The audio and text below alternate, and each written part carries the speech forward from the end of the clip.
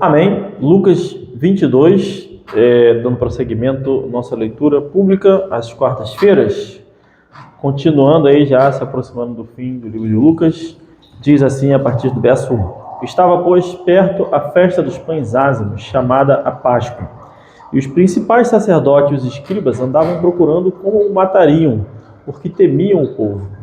Entrou, porém, Satanás em Judas, que tinha por sobrenome Iscariotes, o qual era do número dos 12. E foi e falou com os principais sacerdotes e com os capitães de como lhe entregaria, os quais se alegraram e convieram em lhe dar o dinheiro. E ele concordou e buscava oportunidade para lhe entregar sem alvoroço. Chegou, porém, o dia dos ázimos, em que importava sacrificar a Páscoa, e mandou a Pedro e a João, dizendo: Ide, preparai-nos a Páscoa, para que a comamos.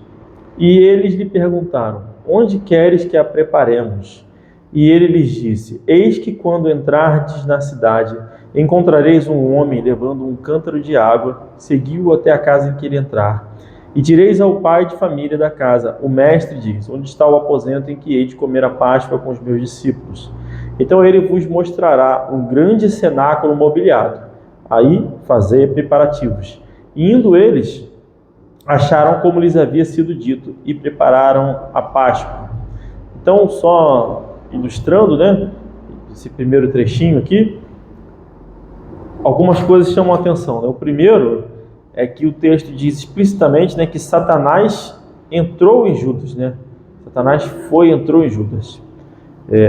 Muita gente questiona, né, se Judas foi salvo ou não foi salvo, e eu não sei essa resposta, tá? Vou deixar isso aí em aberto. Mas eu acho assim, nesse momento ainda não tinha o Espírito Santo, né? Se ele tivesse o Espírito Santo, não teria como entrar Satanás nele, né? Entrou porque ninguém tinha o Espírito Santo. Também acho curioso que o exemplo que a gente depois vai ver, né, da morte de Cristo e tudo, na história de Jó, tudo foi permitido fazer, né? E menos matar Jó. Tudo foi autorizado a Satanás a fazer, menos matar Jó. E aí você vê a extensão da crueldade do diabo, né, na vida de Jó, né? Matou tudo que ele tinha, a saúde, tudo. E nesse caso foi autorizado até, inclusive, matar a Jesus, né? E aí você vê o requinte de crueldade com que Jesus foi morto, né? Por que eu estou dizendo isso? Porque a menor brecha que se dá ao diabo é a de se esperar a maior destruição. Sempre, né? Apesar de sermos servos do Senhor, é preciso vigiar nisso. Claro que temos o cuidado de Deus e tal, mas é preciso vigiar nisso. Verso 14. Até porque se não fosse por isso, sem autorização de Deus, ele não age, né? A gente já estaria sendo destruído há muito tempo. Verso 14. E chegada a hora, pôs-se à mesa e com ele os 12 apóstolos, e disse-lhes: Desejei muito comer convosco esta Páscoa antes que padeça, porque vos digo que não a comerei, mas até que ela se cumpra no reino de Deus. E tomando o cálice e havendo dado graças, tomai-o. Então, no reino de Deus, Zé, vai ter comida? Vai, né? Vai ter comida lá. Muito bem. Tomai-o e repartiu entre vós, porque vos digo que já não beberei o fruto da vide, até que venha o reino de Deus. E tomando o pão e havendo dado graças, partiu e deu-lhe, dizendo: Isto é meu corpo, que por vós é dado, fazer isto em memória de mim. Semelhantemente, tomou o cálice depois da ceia, dizendo: Este cálice é o novo testamento do meu sangue, que é derramado por vós. Mas eis que a mão do que me traz está comigo à mesa. E, na verdade, o Filho do Homem vai segundo o que está determinado. Mas ai daquele homem por quem é traído. E começaram a perguntar entre si qual deles seria o que havia de fazer isto. Então aqui na ceia do Senhor, em Lucas, expressamente o Senhor Jesus Cristo fala, né, fazer isso em memória de mim. E houve também entre eles contenda sobre qual deles parecia ser o maior. Então os apóstolos estavam questionando qual deles haveria de ser o traidor, para você ver a humildade deles, né? Porque eu poderia dizer assim, não, eu com certeza não sou, né? Mas eles não cogitaram essa hipótese. Eles questionavam qual dentre eles poderia ser o traidor. Ou seja, todos eles, né, meio que se colocavam na condição de humildade, poderiam ser, né, frágeis nisso. Ou então estavam acusando uns aos outros. É você e tal. Enfim. E também disputavam sobre quem era o maior, né? Então eu costumava ler isso aqui com a sensação assim, né, na minha cabeça, né? Que eles começaram a discutir entre si e daqui a pouco a discussão foi, não, mas pô, eu sou melhor que você e tal. Começaram a discussão foi tomando uma forma. Não sei se isso aconteceu não, mas era o que como eu gostava de imaginar isso aqui. E ele lhes disse: o rei dos gentios dominam sobre eles, e os que têm autoridade sobre eles são chamados benfeitores. Mas não serei vós assim, antes o maior entre vós seja como o menor, e quem governa como quem serve. Pois qual é maior, quem está à mesa ou quem serve? Porventura não é quem está à mesa? Eu, porém, entre vós sou como aquele que serve. E vós sois os que tendes permanecido comigo nas minhas tentações. E eu vos destino o reino, como meu pai o destinou a mim, para que comais e bebais à minha mesa, no meu reino, e vos assenteis sobre trono, julgando as 12 tribos de Israel. Então, mais uma vez, né, o Senhor deixa claro que os servos do Senhor vão julgar, né? Vão julgar não somente os anjos, mas vão participar desse julgamento aqui. Aí, esses dias, né, alguém falou assim comigo: poxa, mas é muito pesado você ter que condenar um filho, um parente para o inferno. Esse julgamento não acredito que tenha nenhuma relação com o céu e o inferno. É um julgamento de obras, na minha opinião. Por quê? Porque quem creu está salvo. Esse julgamento quem fez foi Jesus Cristo, né? Ao você aceitar, você está salvo. Então eu acredito que esse julgamento seja das obras de cada um mesmo. Enfim, do galardão. Disse também o Senhor: Simão, Simão, eis que Satanás vos pediu para vos cirandar como trigo, mas eu roguei por ti para que a tua fé não desfaleça. E tu, quando te converteres, confirma teus irmãos. Então o que seria isso que Satanás pediu para Pedro? Cirandar como trigo. Te pisotear todo, né? Te destruir por completo. Né? Imagino que seja algo. Cirandar é dançar em cima dele, pisoteando ali, esfarelando ele. Esse é o desejo de Satanás. Então, voltando, né? Ele pede autorização para Deus para cirandar como trigo. E Jesus teve que rogar por ele. Ou seja, em alguma medida, o trabalho do diabo de tentar, né, está em pleno vigor. E ele pedindo a Deus, provavelmente Deus deixaria. Jesus interviu por ele. E assim é a nossa vida. Ele quer a alma de todo mundo. Mas Jesus intercedeu por todos nós. E ele lhe disse: Senhor, estou pronto a ir contigo até a prisão e a morte. Mas ele lhe disse: digo-te, Pedro, que não cantará hoje o galo antes que 3 vezes negues que me conheces. E disse-lhes: quando vos mandei sem bolsa ao forja... Só voltando nesse ponto aqui, talvez Pedro fosse um dos que achava que não, eu não sou traidor, eu sou... Aí justamente ele tem essa questão aqui.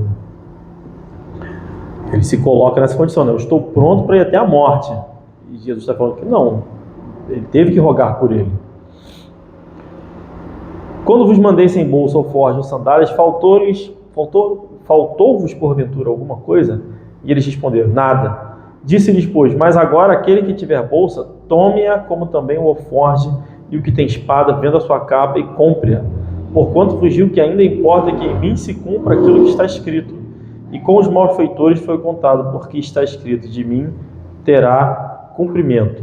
E eles disseram: Senhor, eis aqui 2 espadas. E ele lhes disse: basta. Então aqui tem 2 ensinamentos.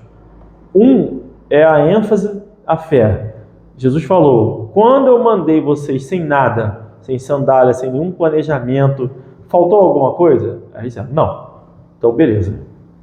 Crendo nisso, lembrando disso, agora quem tiver leva a bolsa, quem tiver alforje leva a alforje, quem tiver capa vende a sua capa, compra a capa, leva a espada.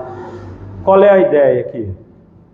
Primeiro você tem que ter a fé para fazer, depois você se planeja, mas o desejo é você fazer. E outra coisa, o planejar envolve inclusive você se defender como você pode, você guardar dinheiro como você pode, fazer as coisas que forem necessárias, né? dando prioridade ao que é mais importante, que é a sua vida e sua família, né? Quem não tem espada, vende a sua capa e compra a espada. E aí eles compraram 2 espadas e disse, basta. E as pessoas tendem a dizer aqui que é só porque ele vai cortar a orelha do... Vai precisar de uma espada aqui, né? Mas eu não acredito que seja isso, né? Porque ele diz, e o que não tem espada. Logo, alguns tinham espada. Então, se fosse uma questão de cortar, alguém cortaria. Eles trouxeram 2 espadas, né? Enfim. E saindo... Porque tinha essa questão, né? Desculpa voltar nisso, não. Tinha essa questão, né? Várias vezes os apóstolos não entendiam muito bem o que Jesus queria dizer, né? Como ele falou assim, poxa, quando ele está lá falando com a samaritana, eles não entenderam do pão que Jesus estava falando, né? E eles ficaram pensando, será que é porque a gente não trouxe pão? Então, várias vezes eles não entendiam o que Jesus estava querendo dizer. E esse caso aqui talvez seja um desses exemplos, né? E saindo foi como costumava para o Monte das Oliveiras, e também os seus discípulos o seguiram. E quando chegou àquele lugar, disse-lhes, orai para que não entreis em tentação. E apartou-se deles cerca de um tiro de pedra, e pondo-se de joelhos orava, dizendo, Pai, se queres, passa de mim este cálice, todavia não se faça a minha vontade, mas a tua. E apareceu-lhe um anjo do céu que o fortalecia, e posto em agonia, orava mais intensamente, e seu suor tornou-se como grandes gotas de sangue que corriam até o chão. E levantando-se da oração, veio para os seus discípulos e achou-os dormindo de tristeza. E disse-lhes, por que estáis dormindo? Levantai-vos e orai para que não entreis em tentação. E estando ele ainda a falar, surgiu uma multidão, e um dos 12 que se chamava Judas. Aqui só um detalhe, né? Várias vezes o texto diz para nós não estarmos dormindo, né? Sempre vigilantes, até quando dorme. E um dos 12 que se chamava Judas ia adiante dela, né, da multidão, e chegou-se a Jesus para o beijar. E Jesus lhe disse, Judas com um beijo traz o Filho do Homem? E vendo os que estavam com ele, o que ia suceder, disseram-lhe, Senhor, feriremos a espada? E um deles feriu o servo do sumo sacerdote e cortou-lhe a orelha direita. E respondendo Jesus, deixai-os, basta. E tocando-lhe a orelha, o curou. Disse Jesus aos principais sacerdotes e capitães do templo e anciãos que tinham ido contra ele, saístes como um salteador, com espadas e varapaus. Tenho estado todos os dias convosco no templo, e não estendestes as mãos contra mim. Mas esta é a vossa hora e o poder das trevas. Então eu entendo que Satanás se apoderou desses todos, né? De todos os líderes, os anciãos, os sacerdotes, né? Aqui chamam os principais sacerdotes, capitães do templo, os anciãos que tinham ido contra ele. Que é como eu acho que vai ser mesmo. Os pastores, os líderes todos vão se voltar contra os cristãos nos últimos dias. Vão ser apoderados, né, do poder das trevas. Então, prendendo-o, o levaram e o puseram em casa do sumo sacerdote. E Pedro seguiu-o de longe. E havendo-se acendido fogo no meio do pátio, estando todos sentados, assentou-se Pedro entre eles. E como certa criada, vendo-o estar assentado no fogo, pusesse os olhos nele, disse, esse também estava com ele. Porém ele negou, dizendo, mulher, não o conheço. E um pouco depois, vendo o outro, disse, tu és também deles. Mas Pedro disse, homem, não sou. E passada quase 1 hora, um outro afirmava, dizendo, também este verdadeiramente estava com ele, pois também é galileu. E Pedro disse, homem, não sei o que dizes. E logo, estando ele ainda a falar, cantou o galo. E virando-se o Senhor, olhou para Pedro, e Pedro lembrou-se da palavra do Senhor, como lhe havia dito, antes que o galo cante hoje, me negarás 3 vezes. Esse deve ter sido um olhar cruel, né? Imagina isso. Imagina isso. E saindo Pedro para fora, chorou amargamente.